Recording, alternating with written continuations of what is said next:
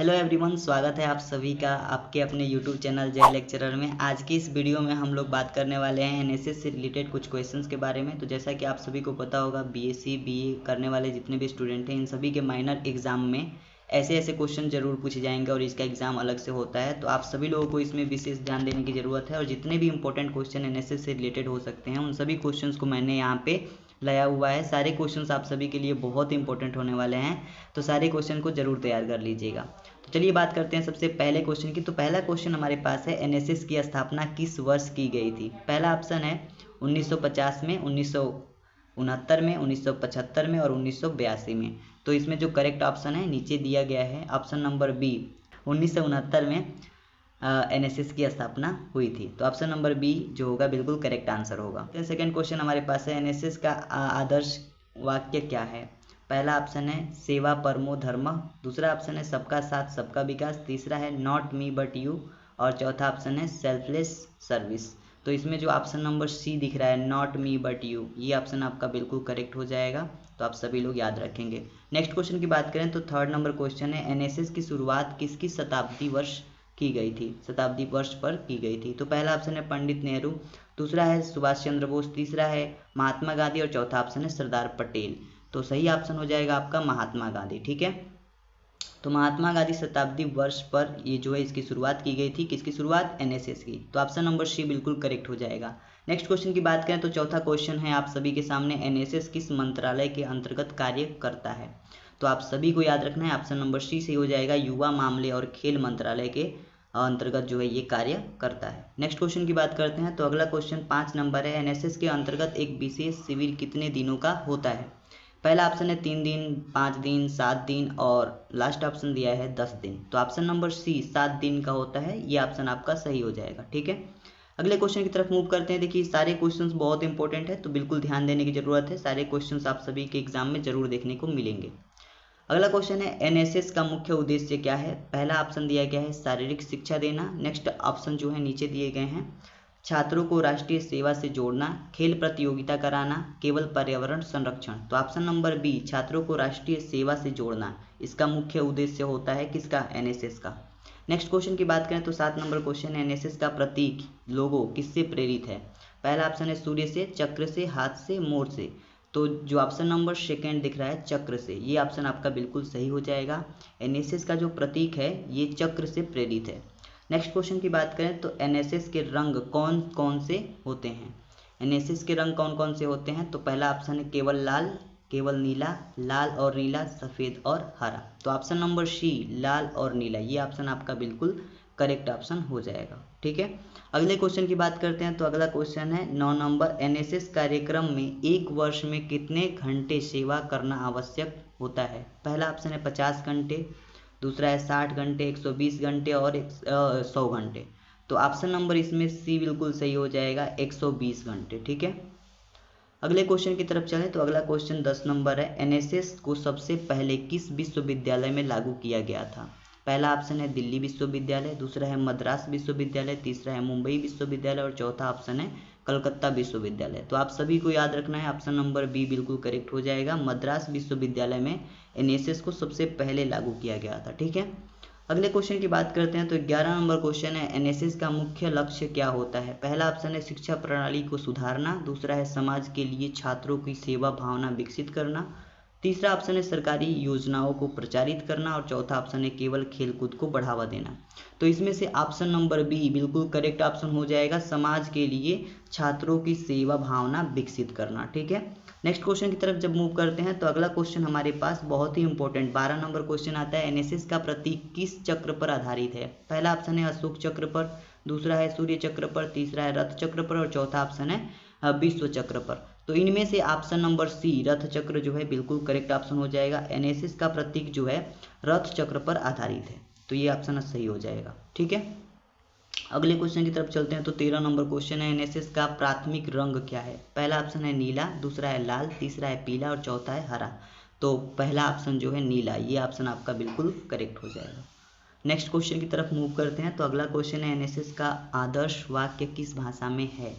तो आप सभी को याद रखना है, एनएसएस का आदर्श वाक्य जो है अंग्रेजी भाषा में है, नॉट मी बट यू, ये क्या है, अंग्रेजी भाषा में है, तो ऑप्शन नंबर सी बिल्कुल करेक्ट हो जाएगा। नेक्स्ट क्वेश्चन है 15 नंबर, एनएसएस की रिपोर्ट किसे सौंपी जाती है? पहला ऑप्शन है भारत के राष्ट्रपति को, कॉलेज के प्राचार्य को, एनएसएस कार्यक्रम अधिकारी को, स्थानीय विधायक को। तो आप सभी को याद रखना है एनएसएस के कार्यक्रम अधिकारी को। ऑप्शन नंबर सी बिल्कुल करेक्ट आंसर है। एनएसएस की रिपोर्ट जो है एनएसएस के कार्यक्रम अधिकारी को ही सौंपी जाती है।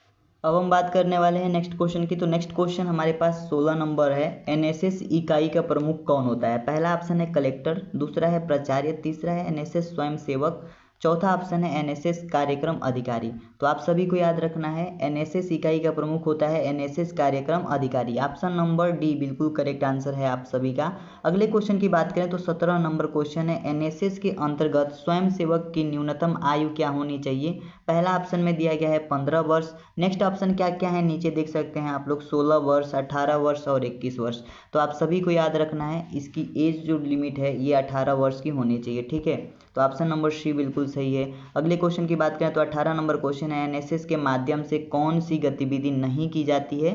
पहला ऑप्शन है वृक्षारोपण, दूसरा है स्वास्थ्य जागरूकता, तीसरा है अंतरिक्ष अनुसंधान और चौथा ऑप्शन है रक्तदान। तो आप सभी को याद रखना है, देखिए अंतरिक्ष अनुसंधान वाली जो गतिविधि है ये एनएसएस में नहीं होती है, बाकी सारी गतिविधियां एनएसएस में कराई जाती हैं। ऑप्शन नंबर सी बिल्कुल करेक्ट ऑप्शन आपका हो जाएगा। नेक्स्ट क्वेश्चन की बात करें तो 19 नंबर क्वेश्चन है, एनएसएस के तहत शिविर का आयोजन कहाँ किया जाता है? पहला ऑप्शन है केवल शहरी क्षेत्रों में, दूसरा है केवल स्कूल में, तीसरा ऑप्शन है ग्रामीण या पिछड़ी क्षेत्रों में, चौथा ऑप्शन है जिला कार्यक्रम में। तो आप सभी को याद रखना है ग्रामीण या पिछले क्षेत्रों में ही इनका आयोजन किया जाता है। तो ऑप्शन नंबर सी बिल्कुल सही हो जाएगा, ग्रामीण या पिछले क्षेत्रों में। अगले क्वेश्चन की बात करें तो 20 नंबर क्वेश्चन है, एनएसएस स्वयं सेवकों को प्रमाण पत्र कौन जारी करता है? पहला ऑप्शन है विश्वविद्यालय, दूसरा है एनएसएस प्रमुख, तीसरा है कॉलेज प्राचार्य और चौथा है राज्य सरकार। तो आप सभी को याद रखना है कि जिस कॉलेज से आप एनएसएस करेंगे उसी कॉलेज से एनएसएस का आपको प्रमाण पत्र दिया जाएगा। तो कॉलेज ही यानी कि जो विश्वविद्यालय है वही प्रदान करता है एनएसएस का प्रमाण पत्र। ऑप्शन नंबर ए बिल्कुल सही हो जाएगा। नेक्स्ट क्वेश्चन की बात करें, 21 नंबर क्वेश्चन है, एनएसएस का आरंभ किस योजना के सुझाव पर हुआ था? तो पहला ऑप्शन है नेहरू योजना, दूसरा है राधा कृष्णन आयोग और तीसरा ऑप्शन है कोठारी आयोग और चौथा है एनएसएस आयोग। तो ऑप्शन नंबर सी कोठारी आयोग ऑप्शन बिल्कुल सही हो जाएगा इसमें, ठीक है। अगले क्वेश्चन की जब बात करते हैं तो नेक्स्ट क्वेश्चन हमारे पास है, एनएसएस दिवस कब मनाया जाता है? बहुत इंपॉर्टेंट क्वेश्चन है, कई बार आपके एग्जाम में देखने को मिला है। तो 24 सितंबर को जो है एनएसएस दिवस मनाया जाता है। कब मनाया जाता है? 24 सितंबर को। ऑप्शन नंबर सी बिल्कुल सही है। नेक्स्ट क्वेश्चन की बात करें तो अगला क्वेश्चन है, एनएसएस का मुख्य उद्देश्य कौन सा है? तो एनएसएस का जो मुख्य उद्देश्य है वो क्या है? एनएसएस का मुख्य उद्देश्य है सामाजिक सेवा करना, ठीक है। ऑप्शन नंबर सी बिल्कुल सही हो जाएगा, सामाजिक सेवा करना जो है एनएसएस का मुख्य उद्देश्य है। अगले क्वेश्चन की बात करें तो 24 नंबर क्वेश्चन है, एनएसएस कार्यक्रम में कौन भाग ले सकता है? तो एनएसएस कार्यक्रम में भाग ले सकता है छात्र, केवल छात्र ही एनएसएस कार्यक्रम में भाग ले सकते हैं। शिक्षक नहीं ले सकते, डॉक्टर नहीं ले सकते और सरकारी अधिकारी नहीं ले सकते हैं, केवल छात्र ही एनएसएस कार्यक्रम में भाग ले सकते हैं।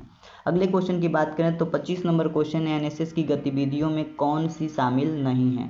तो एनएसएस की गतिविधि में कौन शामिल नहीं है? तो ऑप्शन नंबर सी व्यापार योजना जो है एनएसएस की गतिविधियों में शामिल नहीं है, ठीक है। अगले क्वेश्चन की बात करें तो 26 नंबर क्वेश्चन है, एनएसएस के तहत किस प्रकार के शिविर आयोजित किए जाते हैं? तो आप सभी को याद रखना है एनएसएस के तहत जो है विशेष आवासीय शिविर आयोजित किए जाते हैं, ठीक है। Option number C is the correct answer of this question. Next question की बात करें तो 27 नंबर क्वेश्चन, एनएसएस किस स्तर पर कार्य करता है?